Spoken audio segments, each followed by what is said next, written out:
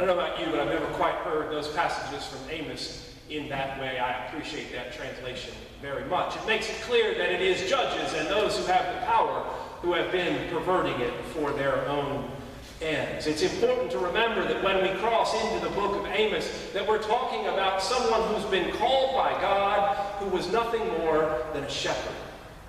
He didn't have any credentials. He was not well educated from all that we can tell. He was not from a place of power. He was not welcome in the places of those who had credentials. And yet, he comes and shares this message.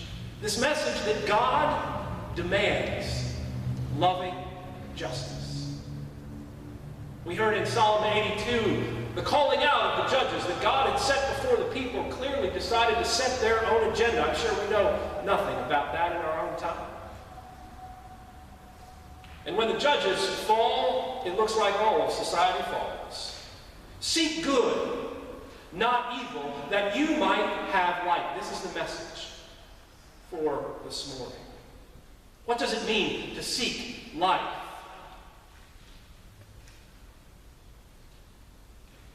If you look at those passages where it says, seek God so that you might live, what's really going on there is God is saying you have a choice. You can put your trust and your hope and your faith in these things over here, and they will all fail you. They will go away. God says, why do you put trust in those things around you, the great powers that are around you, the ones who have all show? Why do you follow to this and that? Why do you put your hope in the economic structures of your neighbors? The military might is not going to protect you. But it's true that the people of God have turned their hope and trust and built it upon a system of injustice. That's what we're reading. This is the conversation that we're entering into, and it is my hope that we'll hear on some level that this has a contemporary message, and if not, I'll make sure to make a real fine point towards the end of the sermon. Or we might say in our own time, don't trust your smartphone. That's not going to build community for you, at least not really. It might connect you with people that you might not otherwise, but don't forget to keep meeting people face to face. The truth of the matter is, though, when we read these texts, no one really says we put our hope in these things. No one consciously decides that we want to put our hope and faith that the military will save us from all of our ills, despite the fact that we've turned our own police forces into military. No one really sits down and says, I put all of my hope and trust in the market, that the market will finally save us, but we live like that, try to do anything without money. Nobody actually says, well, we want to build a system of injustice because that is what will really save us. That's not what we do. Well, maybe we do. But more often than not, the reality is most of the injustice and the struggle and the turning from God comes because, well, we just didn't notice what was happening, and the next thing you know, here we are. The truth of the matter is we know, looking around, that we live in times of chaos. We always live in times of chaos. Sometimes that chaos bubbles up and causes more trouble than others. And when that happens, we all have a way of reacting. We live in a time of outrage. And then the outrage goes away and nothing changes. That's not working for justice. When the streets stop being a place of conflict and things go back to normal, it is then that the people of God need to fill in the gaps and get busy with more work for justice. You see, it's easy for us when we see heads sliced off on TV in the Middle East to become fearful, to think that maybe these folks could come right here. That we want to put our faith and hope in drones and bombs. But then we don't ask, why is it that we're not seeing the slaughter of thousands and thousands of people in the Central African Republic? 3 people cause us to get ready to go to war. But thousands cause us to ignore what's going on. We don't want to believe in the war machinery, but instead, when the march to war begins again, what we find ourselves doing is falling into the trap of believing that will be military might that will save us. No one says that we should shout down people who speak truth and who speak for peace, but I will tell you that when the drum beats for war start, you better keep your mouth shut. That's when we stop hearing voices in the media who say, I'm not sure that we should be so quick to do this. Or we fall into the trap of believing those folks just don't live in the real world. And that is the moment when we have given up faith and trust and believe that our weapons will save us. When people speak for justice, who is it? Who is it that are the first to either shut them down, dismiss them, call them cranks, or simply ignore them altogether? When that happens, we have turned our hearts from God and turned inward upon ourselves. Now, we all know no one thinks it's a good idea to take food from hungry people. No one consciously says, yeah, I receive joy from this. In fact, let's get rich on this. No one really thinks that people who live in fancy houses are taking bread from people's mouths what they try to eat. Yet, I invite you to go to some pharmacies here in town and watch folks walk away when they can't afford that copay for the medicine that they need. And then we will know that is exactly what we do.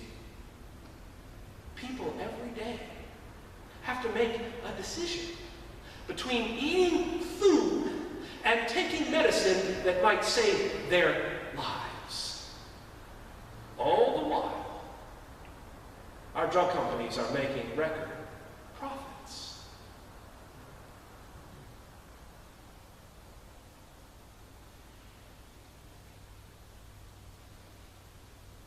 Now I'm going to get in real trouble. Up till now, I've said we don't really believe we live in that world, but the truth is, if we're listening carefully, when we listen to the words of Amos, we know this is the world that we live in, and we as a people of God have something to say. Although at the end of this, it's said that we should probably keep silent for just such a time as this. I'll get there in a few minutes. But when we get to this one here, I think we can all be in agreement about the issue of bribery. That's not foreign to us. And if it is, stay with me. We all know we live in a time of bribery. We can now buy politicians. And major corporations are able to decide what ends up on our political agenda. Every single major politician in the St. Louis metropolitan area receives money from one particular billionaire. I don't know if you knew that. And this is all now legal. I think we would do Orwell proud by calling all of this corrupt system free speech. Amos has something to say. Truth in our own time has become up for sale. We've repackaged selfishness into political and religious teaching. And then we're surprised when people walk away from churches and when people think there's no reason to be involved in the political arena anymore. Because it's all beyond prayer. We're all crooks. But the good news, I know you probably thought I would ever get to good news, but the good news is that God knows this all. And we're not the first people who have dealt with this mess. But this is our mess with which we must engage. It's easy to fall into despair. It is easy, which oftentimes really looks like going into hiding. Simply deciding that we're going to ignore the trouble around us because it's just too much to think about. But we need not fall into despair.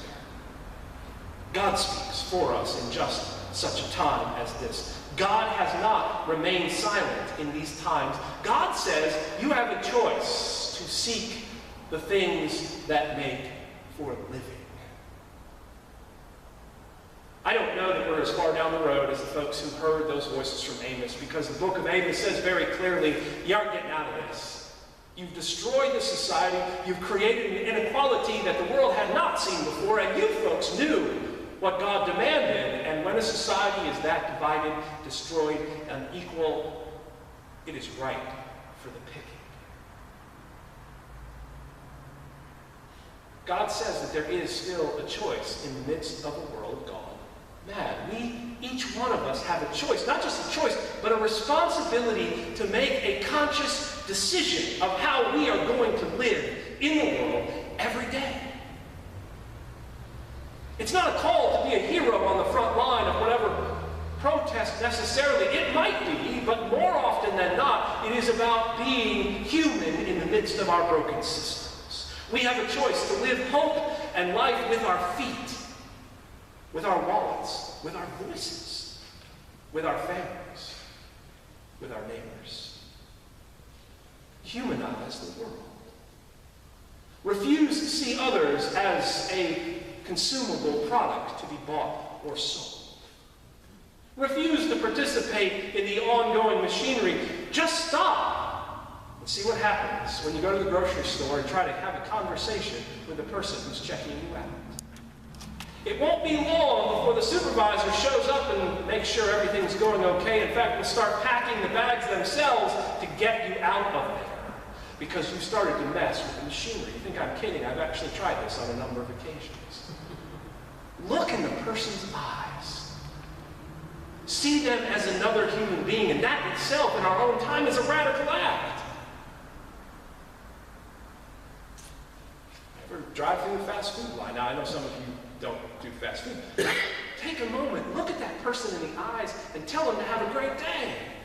You'll surprise them.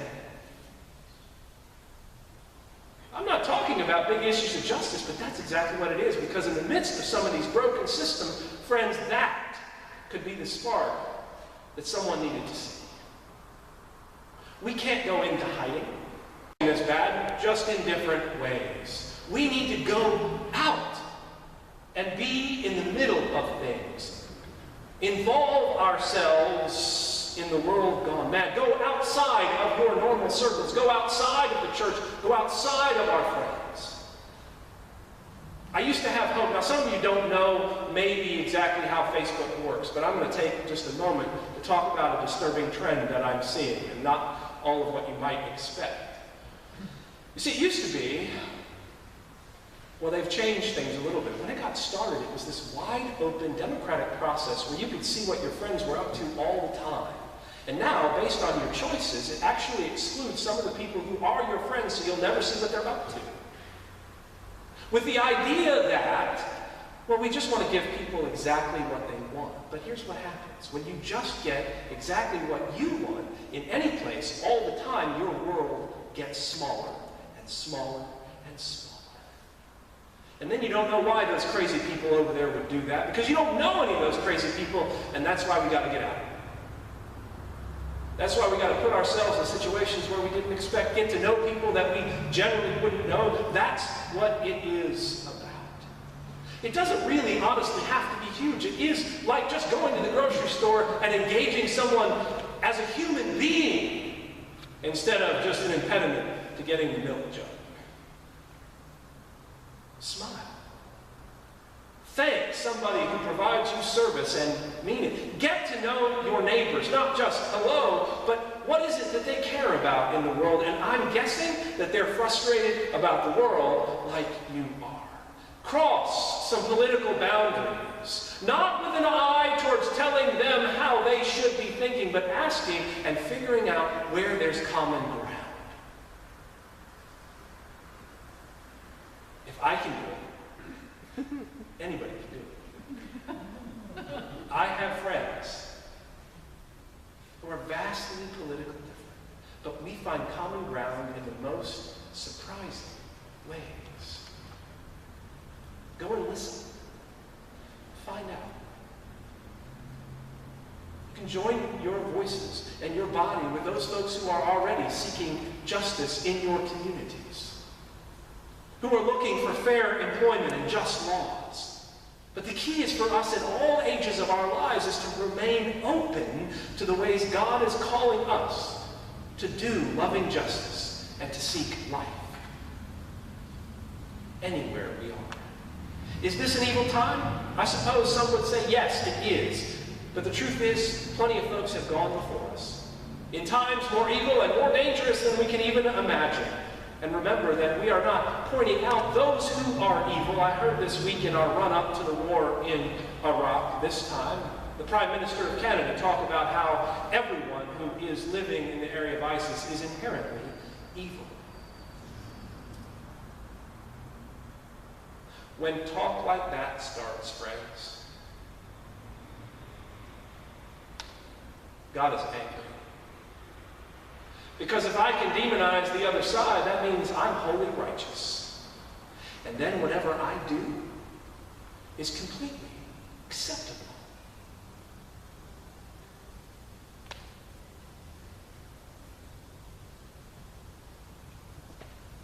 So like those who've gone before us who put up with politicians who are bought off, judges who ignore the poor, corporations that have tried to run nations, remember this. We share a faith that says there is an alternative, that we do not have to just give in, that we can be lights in our own time. The faith we share in Jesus Christ, the faith we share in the God of Abraham and Sarah, demand loving justice. And it is not being political. It's just being faithful. So, go out.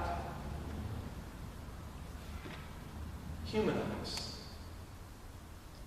Figure out ways to be in contact with people other than yourselves. Because the alternative is for us to turn inward upon ourselves and to perpetuate a system that we're not happy with anyway. It does not have to be this way. We may not be able to change it all, but we can do something. Each one of us sitting here, you can do something.